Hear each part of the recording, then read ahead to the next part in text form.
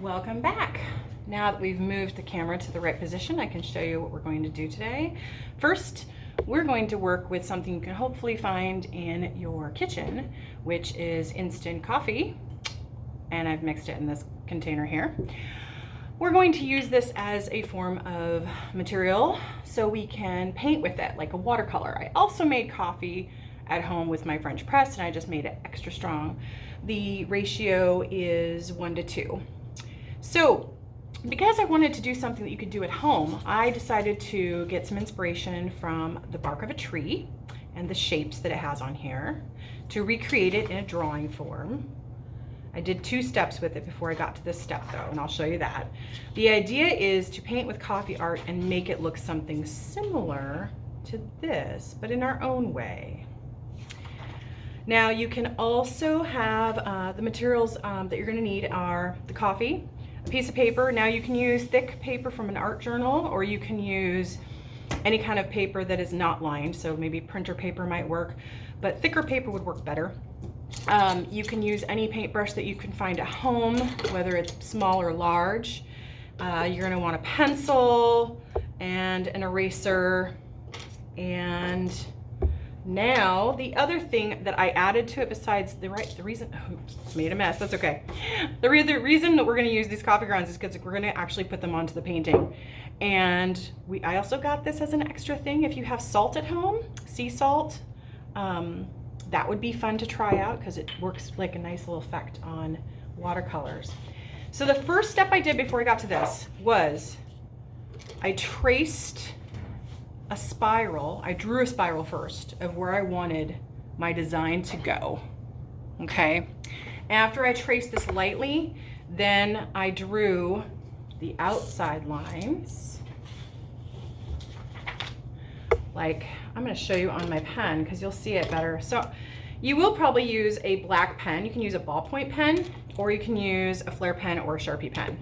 Anything that's black ink. So after I traced that spiral going around lightly with a pencil, then I drew with pencil first, but I'm going to show you with this pen because you can see how I did it. I drew the crevices, nooks and crannies that this inspired me. Okay. So I just drew this design, and I started here, and I kind of thought of it as like islands or a funny looking snake when I drew this spiral shape. But these shapes that are inside the spiral pattern remind me of an island. So after I drew this outline or this contour line all the way around that goes here all the way on the outside, then I took my pencil and I drew these shapes inside that kind of look like a giraffe print to me. And I did them here, and then I made a gap in between this shape and that shape to draw the next puzzle piece or pattern shape here. And I did that all the way around. So after I traced it all the way around with a marker, then I took my eraser and I erased it, all of the pencil marks. Okay. The reason why you want to erase the pencil marks first is because you won't be able to erase them after you paint on it. So we're going to erase them all.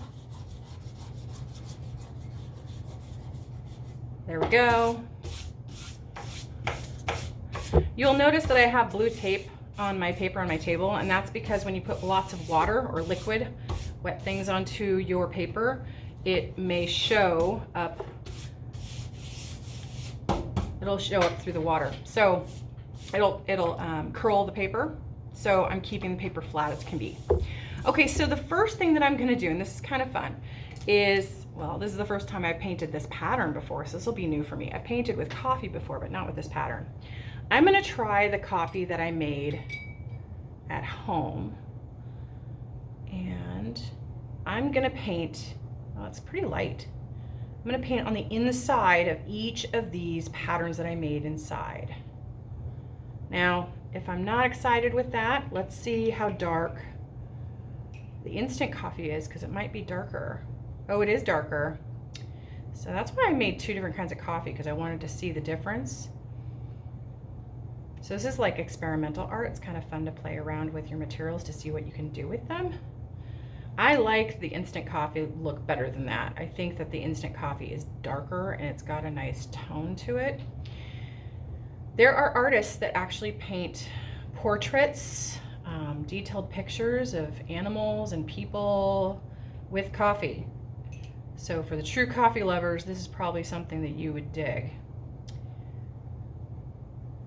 But you can also try, since I'm going to cover this up, I like the instant coffee look better, it's darker.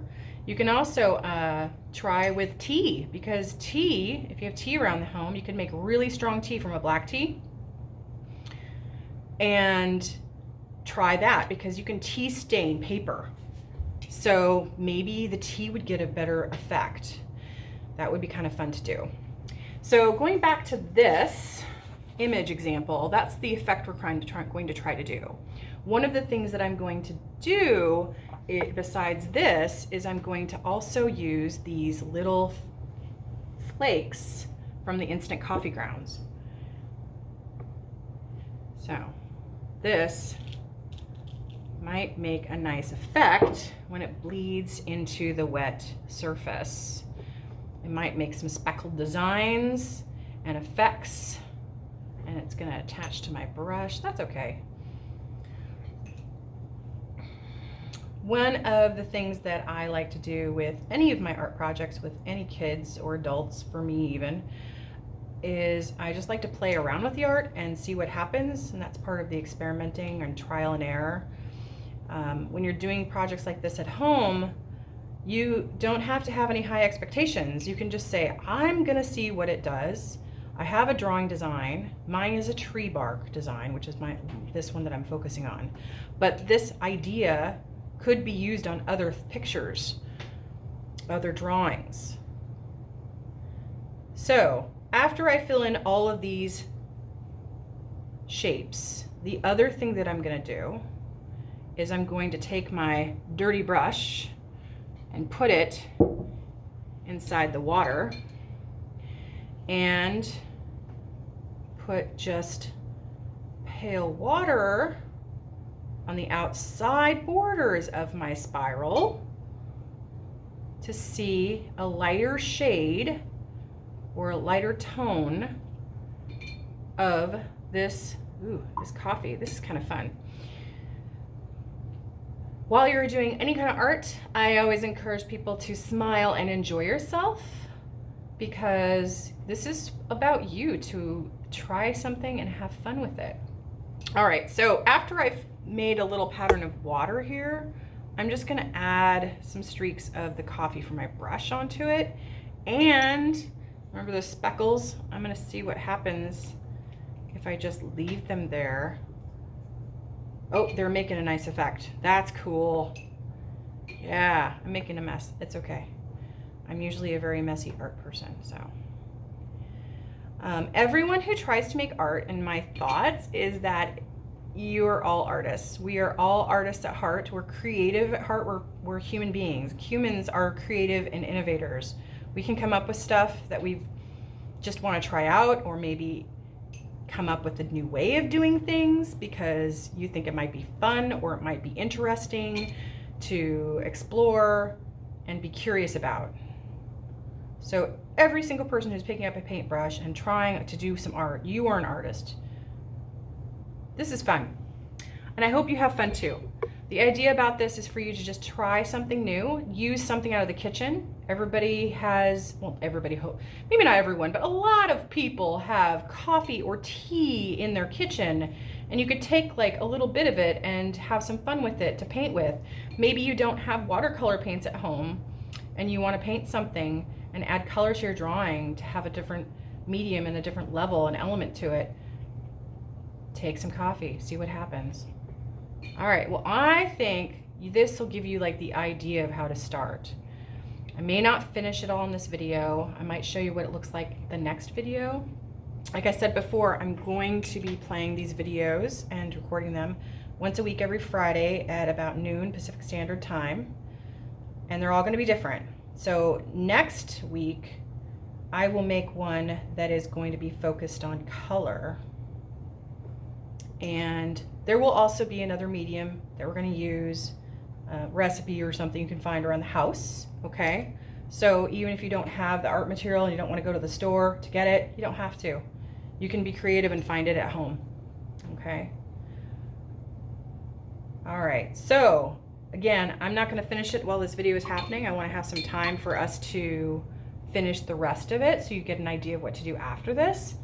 So after I put the color all the way around the spiral, notice I'm leaving a gap. There's white negative space in those borders. I'm going to leave those borders alone, okay? So you can see that this part, I'll finish this part so you can see it. I'm going to leave those borders alone, so there is a border in between my dark shades in the patterns and the outside. I also want to show you what it's going to look like with some salt. Now, if anybody here has played with salt before, you might already know what could happen when you put salt onto liquid color like watercolors. Salt absorbs the liquid and then it leaves a negative space, so a white dot behind that shows the paper behind it, which is really fun to see. So that is the demo. I'm going to show you the finished results in the next one. Please like, share, comment, and return every Friday at 12 p.m. Pacific Standard Time so you can see more.